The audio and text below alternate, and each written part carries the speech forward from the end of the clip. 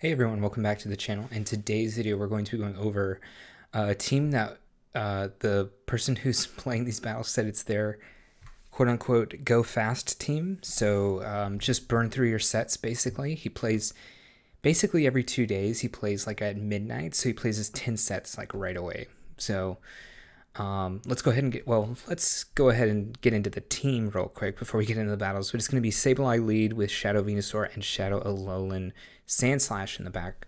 So basically, anytime they switch out of the lead into a matchup that's good with Venusaur, you definitely want to take that. And if you don't ever get that, then you just want Venusaur as your finisher, basically, because up shields or energy, it's just freaking insane. So now with that said, let's go ahead and get into the videos. We're going to go through 3 sets here. And lead Trevenant. So obviously this is a fantastic lead. You are doing super effective to it, and it's doing neutral to you, so that's always a good start. Ends up going for Seed Bomb here, so it does bait. Well, wait, I think they threw at 6, so it was always going to be a Seed Bomb. So if they take this, they're definitely going to get KO'd. And then they bring in Tentacruel.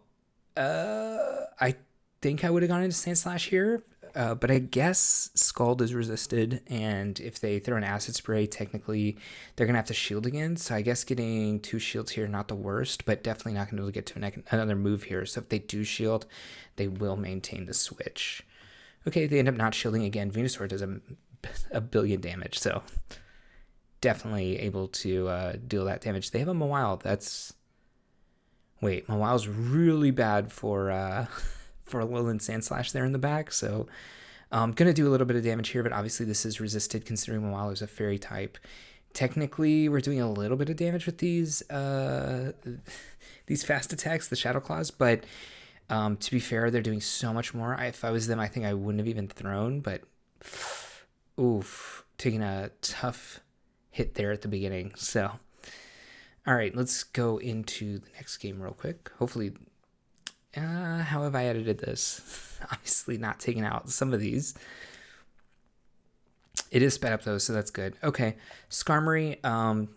Obviously we want to see it here rather than anywhere else. We do have Sandslash coming in, so that's good as well. But they did have an energy advantage, but if they ever get hit by an Ice Punch, they're just going to get KO'd here.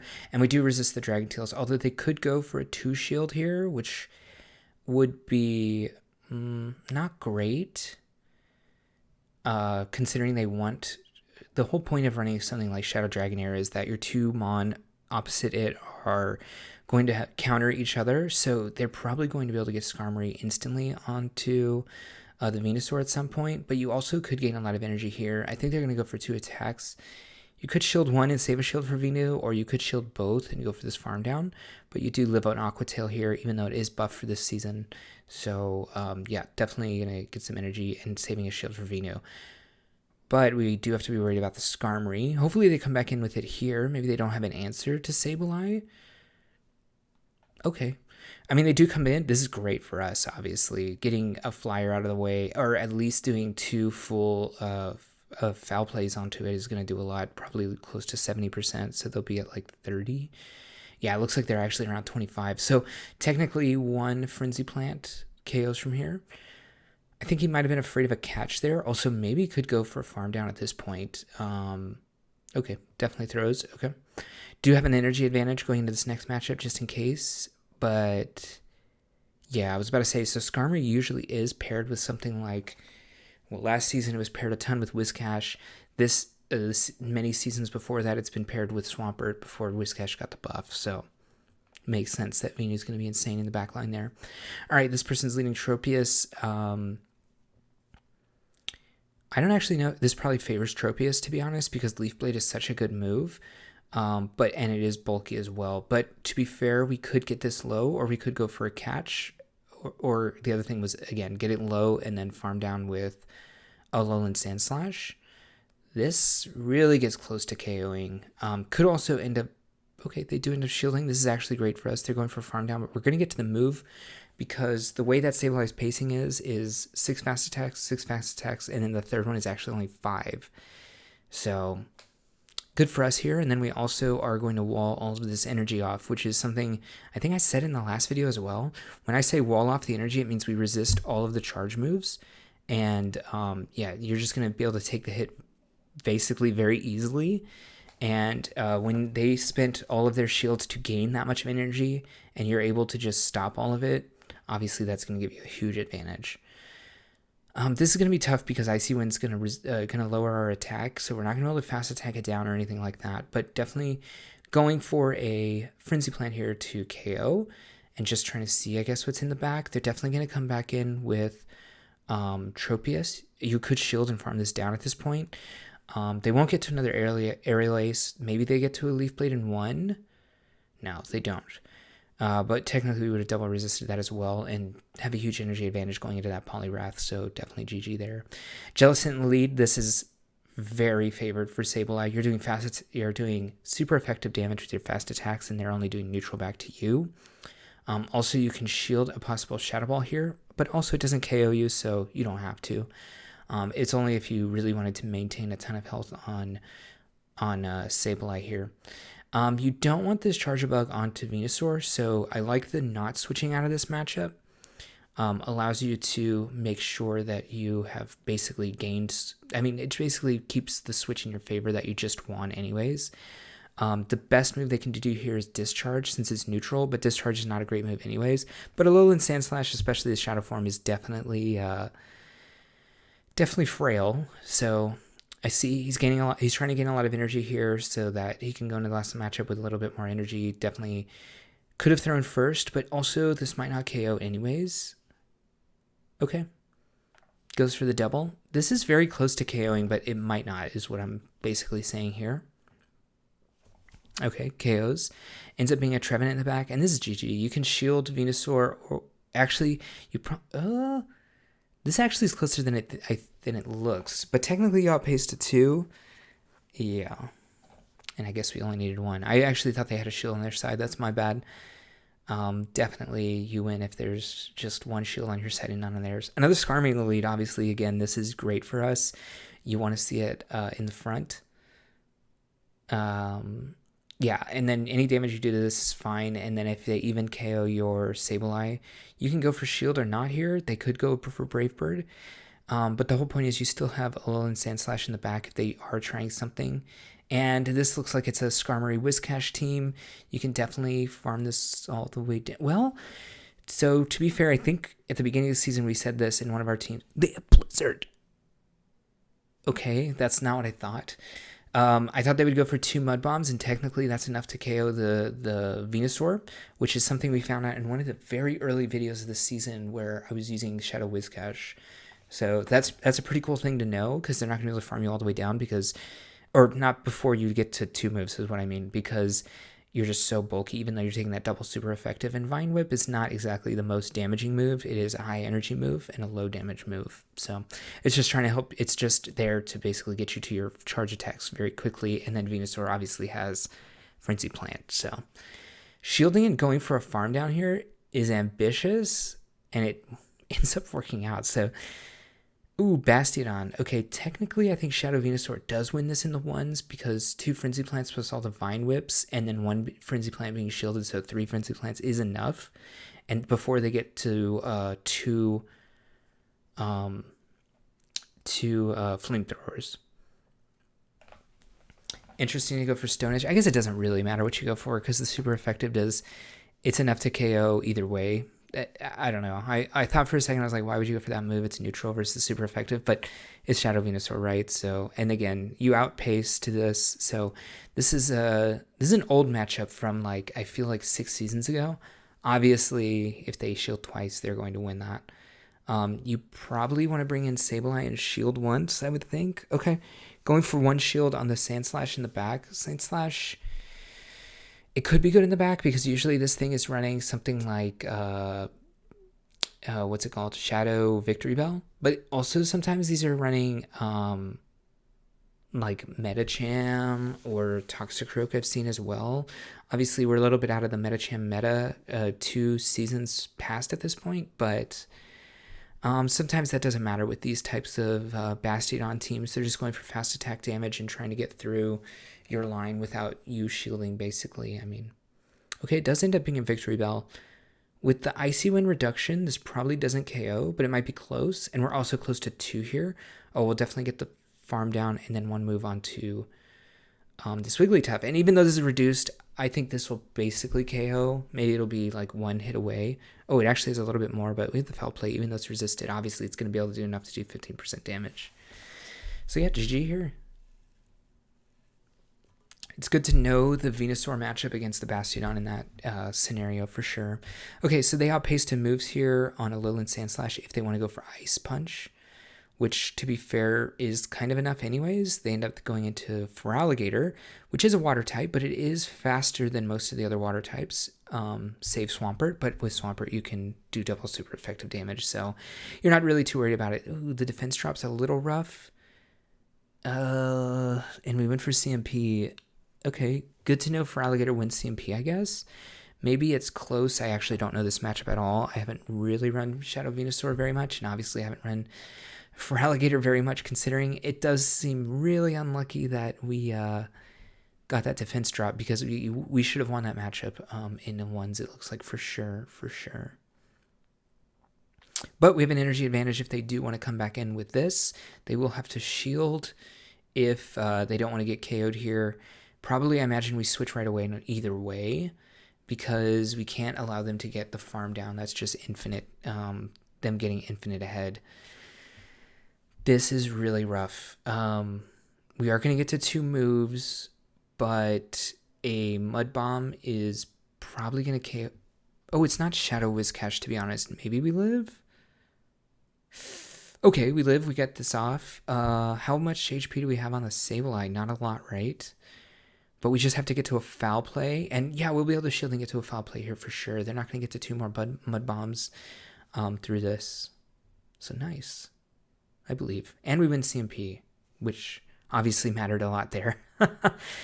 Sableye even wins some CMPs, I believe, against Swampert, but not all. But obviously Swampert is way more attack stat than like a Whiscash.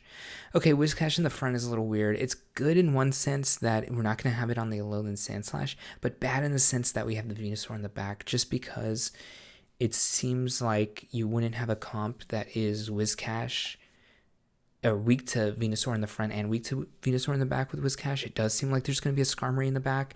I've also seen Altaria paired with Whiscash as well. It could be both. Or it could also be, I literally was about to say a Dragonair, because Dragonair is paired a lot with this Whiscash Skarmory. I think it's Skarmory in the back 100% though. So this kind of tough. You do outpace. So that's the reason, I guess, coming in with Sandslash here. So they actually came in when their timer wasn't up, giving us the advantage on that Mon. But it is a Skarmory in the back. But Frenzy Plant, even though it's double resisted here, surprisingly does a lot. And you definitely want to go Frenzy Plant and not Sludge Bomb. They're both double resisted, so you might as well go for Frenzy Plant. It's the Community Day move, does a ton of damage. I guess since they don't have Air Slash anymore, they're all running Steel Wing, which is obviously a better move. They are able to try to go for a Farm Down, I guess, but they're going to take a lot of Frenzy Plant damage. This is no joke. Yeah, it looks like I was going to say they lagged, but they definitely didn't. They were just like, huh, yeah, I guess we lose. And then they probably missed the top left button twice and then top left it. They switch into Dugong here. It was a Annihilate lead, so both of our Mon in the back actually pretty good against Annihilate, and you definitely don't want to bring a Venusaur into an energy advantaged Dugong. They definitely can just throw Icy Wind at you, and that'll be just basically GG if they want. But technically, you do outpace for the most part and on Venu, but you'll also be taking all that fast attack damage, so that's not great. Annihilate going to get a little bit of farm, but really only 2 counters, to be honest. And we probably shouldn't wait the timer out ourselves, so we can get an extra few Shadow Claws in, which is obviously super effective against... This Annihilate's kind of big. This isn't the normal size. This is an XXL. This is definitely an XXL. This thing's freaking humongous. I'm just noticing. Okay, I wonder if Venusaur is good in the back. It feels like they're also weak to Sableye in the back, so maybe you just shield this, go for the farm down. Counters are doing neutral because we do have a dark type.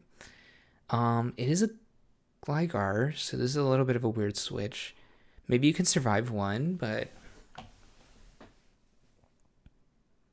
I don't think we're going to get to 2 Frenzy Plants, so I guess we're going to get the shield once here. They're not going to get a ton of farm because we were going to get close to the second Frenzy, but they're probably 3 away, I would say, from the next, no, 3, 2, so maybe 4 away from the next one. Oof. Oh, but we have a move. Oh, but does return. I don't think there was actual lag in that game, or I think there was mutual lag rather. Let's hope it was mutual lag because that was weird. Okay, Whiscash, they switch instantly into Pidgeot, which is fully countered by Sandslash. Pidgeot only has flying attack moves. It's running Wing Attack, Sky Attack, and Brave Bird. Oh, no, it's Feather Dance and Brave Bird, sorry. So technically you don't need to shield anything, even if this was a Brave Bird. The only thing that is weird, though, we're not going to be able to fast attack down because it is a normal type, and we're doing Shadow Claw, which is double resisted. So the only thing you can really do damage with it is the thing that does super effective. So even though it throws the Brave Bird there, that double loss of defense is actually not going to gain anything in that matchup. This is a little tough. Oh, we do get a move off. Oh, it's not that tough because now we have the Venusuar lined, right? And hopefully it's not a double normal team. Okay, does end up being Talonflame. This is a weird matchup. Probably not in our favor. Well, we do have pace, but if they do Incinerate, okay, they have bad timing on their side. Probably great for us. They do go for Flame Charge. I think I would do the same just to maybe double shield and go through this with as much Incinerate damage as we can. But I also would have thrown on good timing here with the Talonflames. So I don't know. This is, oh my god, actually, and it actually mattered a lot. Like they end up getting to the move 1 turn late. That Incinerate would have KO'd us, and now we just fully win this game. We even have an extra shield. Nice. Incineroar. Okay. Incineroar is not great in Open Great League, I think. It technically is the bulkiest fire type in Great League, but its typing is weird, where I think most of the other fires that do well, like Talonflame, but especially like Skeledirge, they have that extra typing to actually save them from stuff. I think that the dark typing actually does Incineroar a huge disservice. Being weak to like Annihilate is pretty bad. It also is just, even though it's the bulkiest fire type, I don't even know why I'm quoting, it is the bulkiest in Great League, you can see that these resisted moves are doing a ton of damage to it and are killing it. You probably just let it go at this point. Oh, that's weird. Wait, was it running Snarl? I think I would run Snarl on it. I don't know if it was running Snarl or not. Okay. That's the streamer who gave us these videos, so definitely check him out. I'll put him in the comments below. I don't want to mispronounce his name. I think it's ZyoniK, something like that. He's obviously looking at, hey, this matchup's pretty easy for us. We're just getting through it, I guess. That is freaking funny, and I didn't see that through the edit, and that scared me at first. Hopefully y'all not too scared though. He's a great person, so he's also Australian, just in case you... Oh, is he Australian or New Zealand? I don't know. Ooh, I should know that. Okay, well, I'm sure he'll comment on the video. Thanks for letting us see again, he said this is his like go fast team, so he wants to go through his stream as fast as possible, and like I said, he streams every 2 days, so that right on like the midnight hour, so that he can get his 5 sets in before midnight, then midnight hits and he's able to get the next 5 sets in. Basically do all your GBL at once. Don't even think about it for 2 days. Come back in 2 days and then do it all again. So thank you for the videos. And again, if you want to go fast through your games, this is probably the team to running Open Great League. Hey, thank you for watching the video. And if you want to continue to support me, definitely click that subscribe button. You'll see any content coming out. And if you want another video on this same league for some more tips and tricks to other teams, check that video out right there, and I'll see you in the next one.